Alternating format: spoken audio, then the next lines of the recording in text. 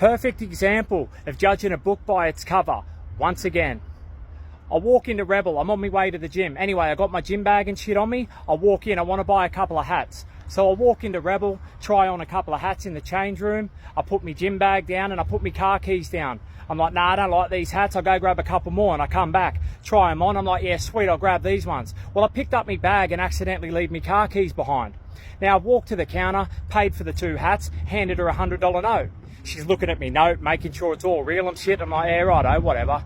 Anyway, so I get me money, get my change, and I walk out of the shop. I go to jump in my car and take off. Well, my car keys, I'm like, shit, must have left them in the change room. So I jog back down, walk back into Rebel, go into the change room, look for my car keys, they're not there. I'm like, fuck. I come back out of the change room and the lady that served me for the hats was standing right there. And I said it quite loudly. I said, hey, have you seen any car keys? I left them in the change room. She's like, oh, nah, none have been handed in, but I'll go check the drawer anyway. I'm like, yeah, sweet. Well, I've turned around and some lady goes, I just found some car keys. I'm like, yeah, they're mine. Can I grab them, please? And she's like, oh, what sort of car do you drive? And like tried to hold them like she just found a pot of gold or something.